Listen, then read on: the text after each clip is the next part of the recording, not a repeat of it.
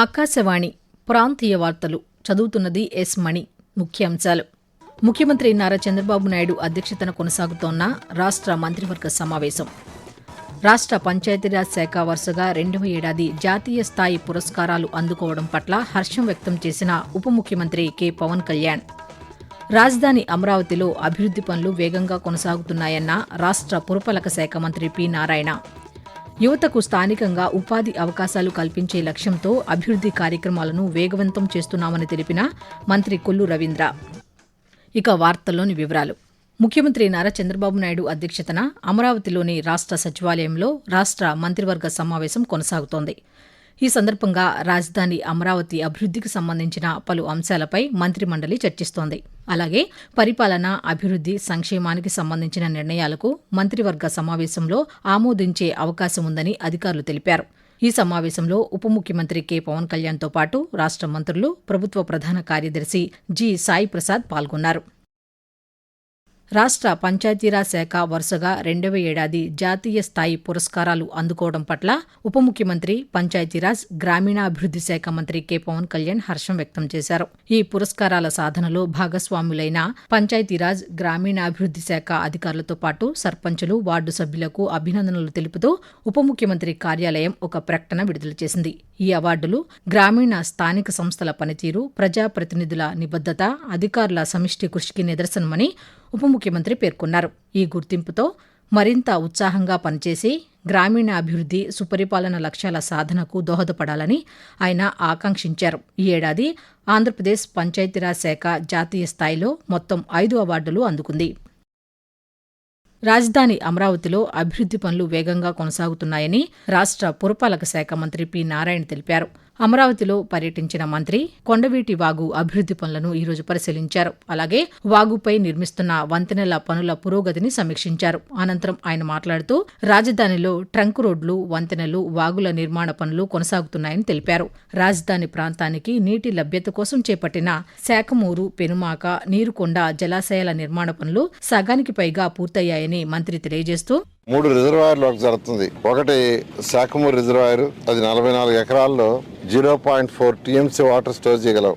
రెండోది పెనుమాక రిజర్వాయర్ 190 ఎకరాలు, అక్కడ 0.1 టీఎంసీ స్టోర్ చేయగలవు. మూడవది నీరుకొండ రిజర్వాయర్, అది 440 ఎకరాలు, దాంట్లో 0.4 టీఎంసీ. మొత్తం తీసుకుంటే ఈ 3 రిజర్వాయర్లు కలిసి 674 ఎకరాల్లో. ఈ మూడిటి యొక్క కెపాసిటీ 0.51 టీఎంసీ. ఇంకా 50% వర్క్ ఉంది. 2027 మిడిల్ కి ఇవన్నీ అయిపోతాయి. కొత్త విద్యా సంవత్సరం ప్రారంభం కానున్న నేపథ్యంలో ఆంధ్రప్రదేశ్ వ్యాప్తంగా బీసీ వసతి గృహాలు, గురుకుల పాఠశాలలను పూర్తి స్థాయిలో సిద్ధం చేయాలని బీసీ సంక్షేమ శాఖ మంత్రి ఎస్ సవిత అధికారులను ఆదేశించారు. గుంటూరు జిల్లా తాడేపల్లిలో నిర్వహించిన సమీక్షా సమావేశంలో మంత్రి నిన్న మాట్లాడుతూ విద్యార్థులెవరూ చదువులకు దూరం కాకుండా ప్రవేశాల పెంపుపై ప్రత్యేక దృష్టి సారించాలని సూచించారు. హాస్టళ్లు, తరగతి గదులు, విశ్రాంతి గదులను పరిశుభ్రంగా ఉంచడంతో పాటు తాగునీరు అందేలా చర్యలు తీసుకోవాలని చెప్పారు. ఈ విద్యా సంవత్సరంలో మరింత ఉత్తమ ఫలితాలు సాధించేలా బోధనపై ప్రత్యేక శ్రద్ధ పెట్టాలని అధికారులకు సూచించారు.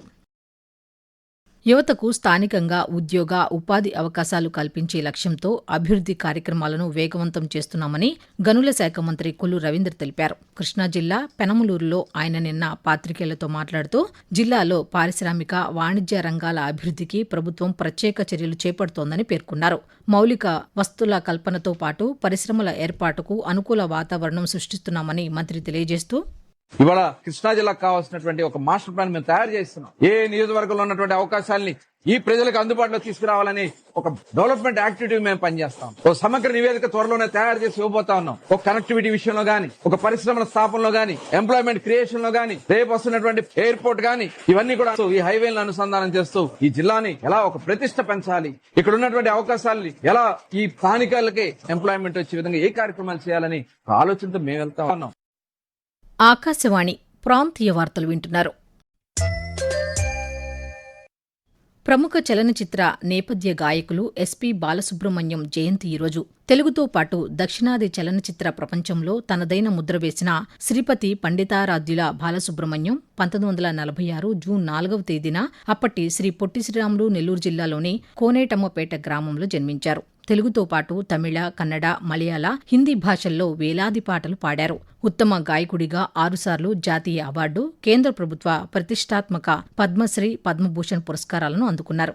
ఆయన మరణం అనంతరం కేంద్ర ప్రభుత్వం పద్మవిభూషణ్తో గౌరవించింది. తన గానంతో దశాబ్దాల పాటు ప్రజలను అలరించిన ఎస్పీ బాలసుబ్రహ్మణ్యం 2020 సెప్టెంబర్ 25న 74 ఏళ్ల వయసులో దివంగతులయ్యారు. ఎస్పీ బాలసుబ్రహ్మణ్యం జయంతి సందర్భంగా ముఖ్యమంత్రి నారా చంద్రబాబు నాయుడు ఈరోజు నివాళులర్పించారు. ఆయన పాడిన వేలాది పాటల రూపంలో ఎస్పీ బాలసుబ్రహ్మణ్యం ఎప్పటికీ జీవించే ఉంటారని ముఖ్యమంత్రి తెలిపారు.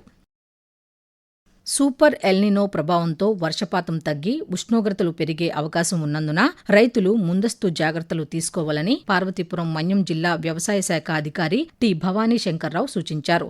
వాతావరణ మార్పుల నేపథ్యంలో జిల్లాలో రుతుపవనాలకు ముందు పొడి విత్తనాలను నాటే పీఎండీఎస్ కార్యక్రమాన్ని ప్రోత్సహిస్తున్నట్లు తెలిపారు.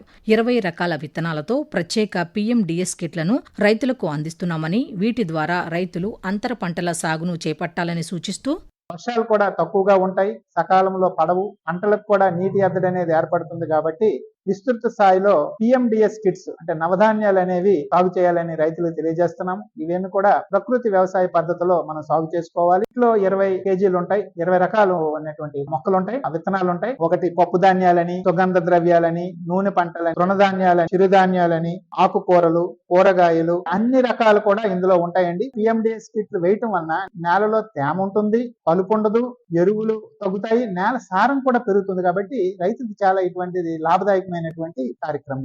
ఆకాశవాణి 90వ వార్షికోత్సవ వేడుకల్లో భాగంగా విజయవాడలో రేపు ఆకాశవాణి వాకథాన్ నిర్వహించనున్నామని ఆకాశవాణి విజయవాడ కార్యక్రమాల విభాగాధిపతి జి దివ్య ఒక ప్రకటనలో వెల్లడించారు. ఈ వాకథాన్ రేపు ఉదయం 6:30 ఆకాశవాణి కార్యాలయ ప్రాంగణం నుంచి ప్రారంభమై డి అడ్రస్ మాల్ వరకు జరుగుతుందని చెప్పారు. ఆకాశవాణి నినాదమైన బహుజన హితాయ, బహుజన సుఖాయ స్ఫూర్తితో భారతీయ సంస్కృతి పరిరక్షణలో ఆకాశవాణి సాగించిన 90 ఏళ్ల ప్రస్థానాన్ని ప్రతిబింబించేలా ఈ కార్యక్రమాన్ని నిర్వహిస్తున్నట్లు ఆమె తెలిపారు. ప్రజల్లో ఆరోగ్య చైతన్యాన్ని పెంపొందించడంతో పాటు ప్రజా ప్రసార రంగంలో ఆకాశవాణి అందించిన 90 ఏళ్ల సేవలను గుర్తు చేసే ఉద్దేశంతో ఈ వాకథాన్ నిర్వహిస్తున్నట్లు తెలిపారు. కేరళంలో పర్యటిస్తున్న పర్యాటక శాఖ మంత్రి కందుల దుర్గేష్ కోవలంలో జరుగుతున్న గ్లోబల్ ట్రావెల్ మార్కెట్ 2026 అవార్డుల కార్యక్రమంలో ఈరోజు పాల్గొంటారు. ఈ సందర్భంగా ఆంధ్రప్రదేశ్కు దక్కిన ప్రతిష్టాత్మక ఉత్తమ పర్యాటక ప్రోత్సాహక రాష్ట్రం అవార్డును మంత్రి అందుకోనున్నారు. ఈ కార్యక్రమంలో భాగంగా ఏర్పాటు చేసిన రాష్ట్ర ప్రత్యేక పెవిలియన్ వద్ద ఆయన మాట్లాడుతూ రాష్ట్ర పర్యాటక రంగం దేశంలోనే విశేష ప్రగతి సాధిస్తోందని తెలిపారు. అంతర్జాతీయ పర్యాటక రంగంలో గత ఏడాది రాష్ట్రం 48% వృద్ధి సాధించడం గర్వకారణమని పేర్కొన్నారు. దక్షిణ భారతదేశాన్ని ప్రపంచ పర్యాటక కేంద్రంగా తీర్చిదిద్దేందుకు అన్ని రాష్ట్రాలు కలిసి పనిచేయాలని పిలుపునిచ్చారు. ఆంధ్రప్రదేశ్లో పర్యాటక రంగంలో పెట్టుబడులు పెట్టేందుకు పెట్టుబడిదారులు, టూర్ ఆపరేటర్లు ముందుకు రావాలని ఆహ్వానించారు. పర్యావరణ పరిరక్షణలో ప్రజల భాగస్వామ్యం అవసరమని అనంతపురం జిల్లా కలెక్టర్ ఓ ఆనంద్ అన్నారు. రేపు ప్రపంచ పర్యావరణ దినోత్సవాన్ని పురస్కరించుకుని జిల్లా సైన్స్ సెంటర్లో పాఠశాల విద్యార్థులకు పర్యావరణ పరిరక్షణపై నిర్వహిస్తున్న వివిధ పోటీలను ఆయన ఈరోజు పరిశీలించారు. ఈ సందర్భంగా కలెక్టర్ మాట్లాడుతూ పర్యావరణ పరిరక్షణ ప్రతి ఒక్కరి బాధ్యత అని పేర్కొన్నారు. రేపు నిర్వహించనున్న ఈ కార్యక్రమాల్లో ప్రజలు, విద్యార్థులు, పర్యావరణ పరిరక్షణ సంస్థల ప్రతినిధులు పెద్ద సంఖ్యలో పాల్గొని పర్యావరణ పరిరక్షణకు కృషి చేయాలని కోరారు. ప్రాంతీయ వార్తలు ముగించే ముందు ముఖ్యాంశాలు మరోసారి. ముఖ్యమంత్రి నారా చంద్రబాబు నాయుడు అధ్యక్షతన కొనసాగుతున్న రాష్ట్ర మంత్రివర్గ సమావేశం. రాష్ట్ర పంచాయతీరాజ్ శాఖ వరుసగా 2వ ఏడాది జాతీయ స్థాయి పురస్కారాలు అందుకోవడం పట్ల హర్షం వ్యక్తం చేసిన ఉప ముఖ్యమంత్రి కె పవన్ కళ్యాణ్. రాజధాని అమరావతిలో అభివృద్ధి పనులు వేగంగా కొనసాగుతున్నాయన్న రాష్ట్ర పురపాలక శాఖ మంత్రి పి నారాయణ. యువతకు స్థానికంగా ఉపాధి అవకాశాలు కల్పించే లక్ష్యంతో అభివృద్ధి కార్యక్రమాలను వేగవంతం చేస్తున్నామని తెలిపిన మంత్రి కొల్లు రవీంద్ర. ఆకాశవాణి ప్రాంతీయ వార్తలు ఇంతటితో సమాప్తం. తిరిగి సాయంత్రం 6:10 విశాఖపట్నం కేంద్రం నుంచి ప్రాంతీయ వార్తలు వింటారు.